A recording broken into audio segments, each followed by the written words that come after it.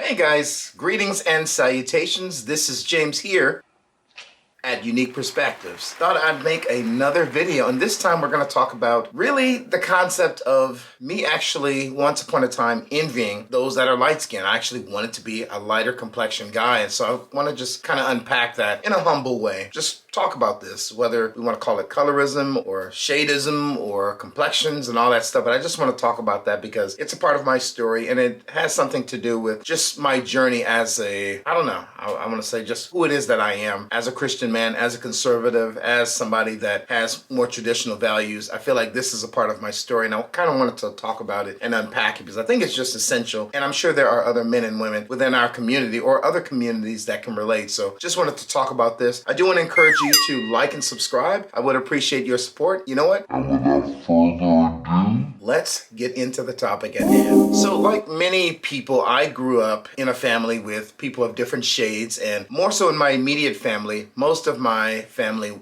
really shared my complexion, but I had some family members that two specifically I grew up with that actually more lighter. They had a lighter complexion. And so there was actually four of us total that actually grew up together. It was one of my brothers, and I'm going to say two cousins or two relatives that, we all pretty much ended up around the same age, me being the oldest out of the group. And so we actually were like just years apart, but we did everything together growing up. We always did the Ninja Turtles thing, At first I was like Donatello, but eventually I started gravitating towards Leonardo. I felt like he was more of my personality. But we did X-Men together, we did the Ghostbusters together, we did all these different things growing up, and we were always together. Everything you can think of, we just did things together. We're always hanging out.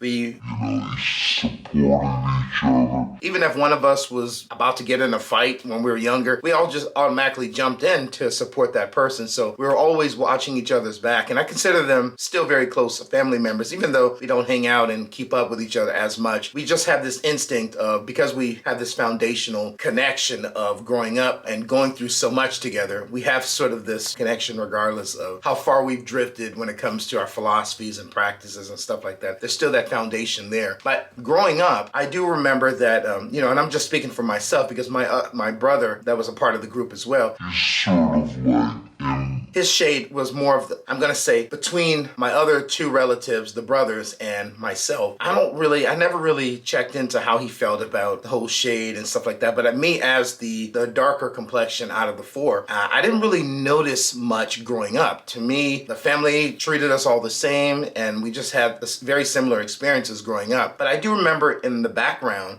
our family always considering these two cute. They were cute. Like ever since they were little, they were just considered cute. And I don't think I ever really noticed it too much until I started to get a little older, that the family always considered them cute. I don't think that, my family or any family for that matter, because I know that there are other cultures and people groups that deal with the whole shadism or colorism or whatever you want to call it. I know that different cultures battle this and deal with this. I was actually just talking to an Uber driver recently that was driving me to Santa Monica for a job, and he's Mexican and he has more of a, I'm going to say a more darker complexion, and he was just talking about the issues even in Mexico in his own country where the whole shades and complexions, like there's a battle even with that, like he's considered unattractive because of some groups would consider him unattractive because of his darker complexion. So I understood that there was something there as a child, because even when people started insulting me, even like other peers and in classes and in school, and it was always you black this or you dark this or you whatever. It was always like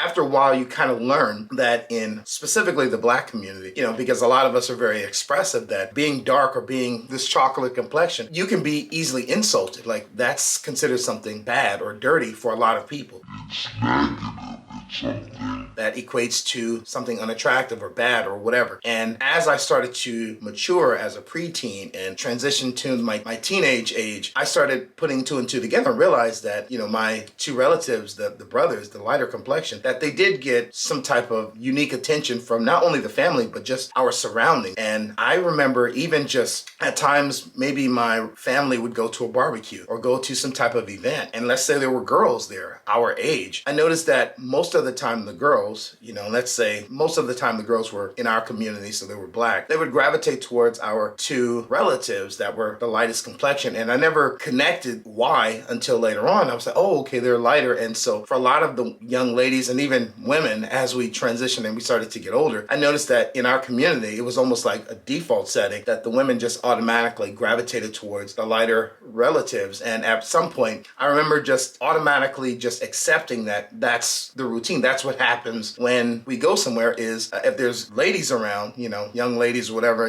ladies our age, they're going to automatically just gravitate towards these two relatives. And I remember just accepting that. So I wasn't even angry with it. I just thought, okay, I'm the unattractive guy, so I'll just deal with that. And many times I found myself when it comes to these kind of situations where, I'm a teenager or a preteen, or maybe when I was in my early 20s and we would just go to different environments. Maybe there was a lady that wanted to talk to one of the guys or a girl, whoever. Instead of just going directly to the guys, they would pass me a note or tell me, hey, can you tell your cousin or tell your relative this? And so I remember just being the middle guy. And I didn't really see an issue with it because at the time I just sort of thought, okay, well, God just made me unattractive. This is just who it is that I am, So I thought maybe my kinky hair texture is just bad, or maybe my nose is bad, or my complexion is bad. So I just thought, and at the time I didn't know about biblical Christianity and that we all die and die once and that's it. But I just thought, hopefully when I reincarnate, that's Hinduism. I had no idea that's contradictory to Christianity. I just assumed that, maybe I can be, lighter complexion or another culture next time so I can have my go around with being attractive. I just remember these two specific family members, they just seemed to get a lot of attention, especially from girls or women, as we transition in whatever phase we were in as younger men. They just always seemed to get a lot of attention. And so I just accepted that. And I remember I envied them eventually. I started noticing that, wow, every time they go somewhere, they're getting attention. And it was always like, it was always like a spotlight on them. And even with our family, I noticed that there were, maybe some relatives that seemed to really cater to them a little bit more than what I thought I was receiving. To be honest with you, I don't really see so much of an issue with that because I just assumed that, I don't know, I never really focused on it. My mother actually gave me enough attention, so I kind of feel like I received enough. And my father, I had him until the age of 13, and he always poured into me. So maybe I didn't notice it as much, but as I became, like in my early 20s and I started to work, I noticed that our family did seem to, not all of us, but seem to kind of cater to them. And they always refer to them as like the attractive guys and stuff like that. So I learned early that within my community, or at least in the community that I was specifically, even some family members, that being a lighter complexion was the standard of being attractive. And so in my head, I naturally envied and was a little bit jealous of that. I just, I never took it out on them because obviously I knew enough to know that they can't help that. This is just who they are. So they didn't make themselves that way. God did that.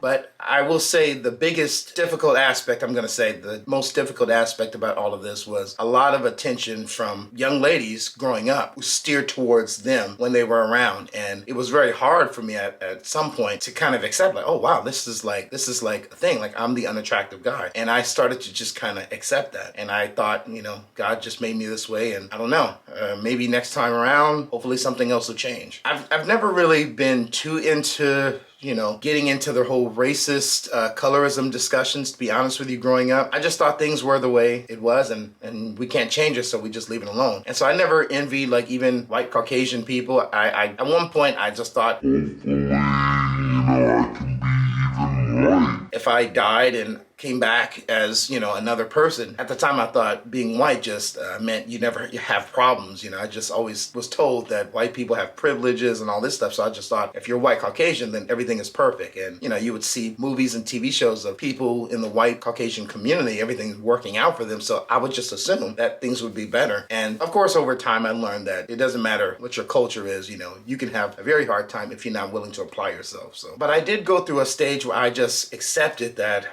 at one point that I was the unattractive person. In fact, I remember my brother, I don't think my brother actually went through any stage like this, but I do remember him recognizing that there was a difference between the amount of women that he would be able to attract versus the other two relatives at the time. And there are some ladies that they attracted that were very attractive ladies. And, I would just be like, wow, like I would envy them. Like, wow, how did you manage to get this woman or this woman? And then I remember even though I was the oldest, in the group, I would even ask them at times when they were younger, how are you guys doing this? And they would kind of just say, oh, hey, you just do this and do that, and obviously I don't think they knew exactly at the time, at least in my opinion, exactly down to a science what they were doing. I think it was very basic. The women found them attractive, physically attractive, and that was pretty much it. So they could have had any kind of personality, but people just thought they were attractive, and that's it. And like I said, a lot of cultures have this issue. Filipinos, people that are Latino, they have this issue as well. Cubans, Mexicans, people from El Salvador. You know, it's just a worldwide thing that certain cultures consider certain shades more attractive or more successful and things like that. So as a Black conservative, I don't support that now. Now I know that there's a lot more to attracting opportunities and things like that. So I'll get into that. But yeah, at the time it was very hard to accept that, okay, maybe I'm just an ugly guy. I'm unattractive. And I just kind of thought that, I don't know, this is how things are supposed to be. And like I said, even in certain ways, I seen relatives, even as we started transitioning into adulthood, I seen some relatives kind of putting a little bit more effort in helping them even financially. I don't think I ever had an issue with that because I was so distracted working for everything that I have, you know. I think partially, well, a lot of the reason why I stopped actually dwelling on this and I really kind of eventually grew out of envying them or even envying anybody with a lighter complexion is, gosh, there's a few things, but I want to run down the reason why a lot of this didn't really trouble me in my adulthood. One of the things I noticed is that I'm going to say in one of my very first jobs that I had as an adult, and I was like 18, fresh out of high school, 3 months after graduating. I went to a school and I was there for about 6 years. And I noticed that I had other ladies there, obviously working with children. It's very dominated with a lot of women. But there are a lot of women that were obviously working in this field at this school for special needs children. And I recall that at the time I was going through a stage where I wanted to work out. So between 18 and 19, I started to work out like a lot. And I didn't go to a gym or anything, but I was using dumbbells. I was doing a lot of sit-ups and push-ups, but I was doing so much every day that my body started to develop a lot. And yeah, I was looking like Superman. I was like walking around, my chest was like popping out of my shirts. I had to like buy more clothes and things like that to kind of readjust, looking decent. But I started learning over time that when it came to my work ethics and things like that, it didn't matter how I looked. I mean, even though, of course, hygiene was important in the way you present yourself, but my work ethic was helping me move ahead. My boss at the time, the director at the first school I ever worked at, she really enjoyed me so much that I stayed at the school for about 6-7 years. I was getting a lot of opportunities opening up because the parents loved me, the children loved me, the staff loved me, and I was getting promotions and things like that. And even the director even helped me get my very first car, at it was like a 96 Explorer. I think it was her boyfriend at the time or fiance that helped me get my vehicle. But I was working and I was making decent money for my age at the time, and it was because I was working hard. And so I became very invested in just working and building my craft and getting better at it. And anytime I moved to another job, I would just learn from the past and I would just keep moving forward and get better at my job. And I would obviously make a little bit more money. It really helped. It really helped. And so it's been about over 20 years now. I've been working with children in whether it's the preschool setting or working with children regarding sports and things like that. But a lot of opportunities has opened up for me. Not because of the way I look, but simply my personality. And that's another thing is I started noticing that I was attracting a different class of woman when I started to express myself about my political views or my philosophy when it comes to, marriage or work ethics or the way I conduct myself or my interests, but especially my conservative values and especially my Christian foundation as a Christian man. That also started to attract a very different class of women. And along with that was not only some Black women, but it would be women of other cultures, whether they were Latino or Persian or Ethiopian, you name it. But there were different women that started noticing that they wanted to be, in touch or closer with a man, that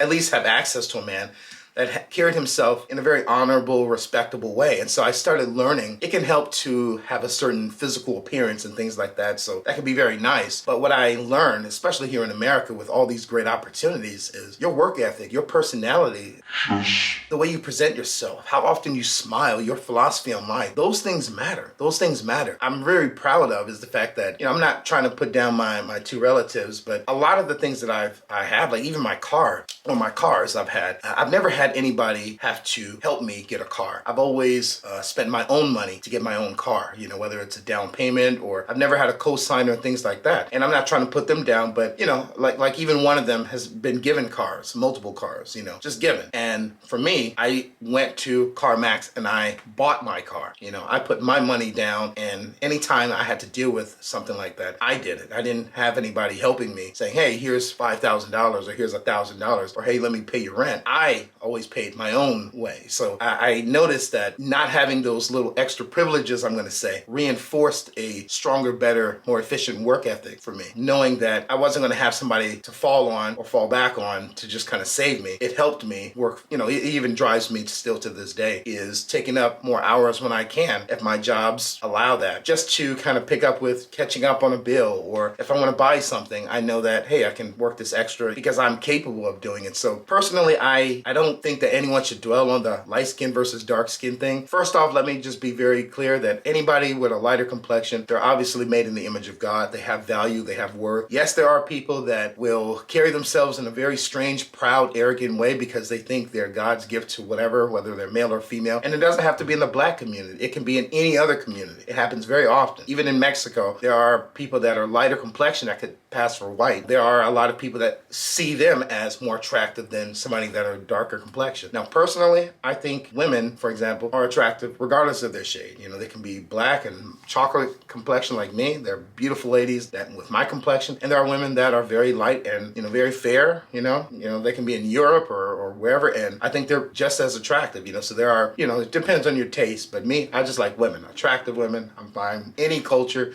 any shade. I just noticed that it was just very important to not find my identity as, hey, I'm the dark-skinned guy. Now I see myself as a Christian first, a conservative, as an American, as a teacher, as a, you know, somebody who's following the Lord, a follower of Christ. I see my identity in that. And then all the way at the end, yeah, I'm a black American, yeah. So I don't really focus on that now because I've noticed that doesn't really do anything, you know. There are some people that see my cornrows and they assume, oh, hey, you know, this guy probably can relate to some of, you know, the black culture stuff, and some things I can appreciate about great accomplishments of black people, you know. For example, one of my all-time conservatives that I really respect is Thomas Sowell. You know, there's Walter Williams, there's Candace Owens, Brandon Tatum, Larry Elder, Condoleezza Rice. So I appreciate a lot of the work within the black community. What's happening now, what's happened in the past, there are people that I really appreciate their accomplishments. But I really focus more so on what it is that we're capable of doing. And the last thing I would consider as I want to be at least recognized for is my skin complexion. I don't want to be known for my skin complexion. I want to be known as an American, as a Christian, as a conservative, as a teacher, as somebody that works with children, as a man that follows the Lord. Yeah, I did go through a lot of crazy issues, really trying to find my identity. I was very insecure at the time, but now I'm not in that place anymore, and I've accepted that. Obviously, there are some people that look at me, some women, they'll say, hey, not attracted to that guy. I don't like his hair texture. I don't like his nose. I don't like his complexion. I don't like the way that he speaks. And I'm okay with that. But I also know that there are some women that they are very attracted to me. They do like my hair. They do like the fact that I'm willing to rub their feet. They do like the idea that I play video games and I love a good story, that I can explain myself when it comes to my biblical concepts that I care about regarding the deity of Christ or the nature of God.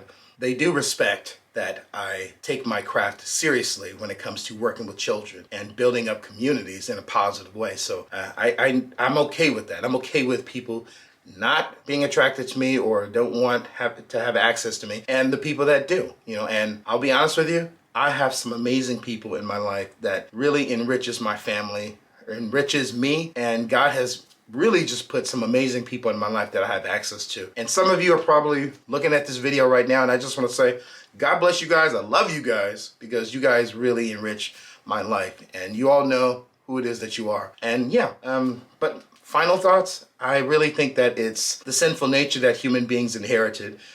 And this is why we make an issue about the light skin, dark skin thing. I really think that this is not something that we should be identifying as, you know. Yes, there are going to be some privileges that some people have because they're lighter, but there are also privileges for people that are darker complexion. There are a lot of people that are light complexion that they're not accepted as black or accepted as real or genuine because they're lighter complexion, and they also have difficulties. Like one of the guys that I'm telling you about in my family, the lighter complexion, one of the brothers, one of the things that motivated him to even start driving is because, you know, he was getting attacked on the bus and public transportation all the time. He was dressed nice, and I guess people envied him being a lighter complexion, attractive guy. You know, so what motivated him was he started, you know, getting a car, getting a license, and getting that done because he didn't want to have any more issues, you know, with that kind of stuff. So lighter complexion people also have issues as well. So, and maybe we'll talk about that in another video. But thank you for watching this. God bless you guys. I hope this was helpful. And if you guys have any comments or thoughts, please share. All right, take care, and God bless you guys.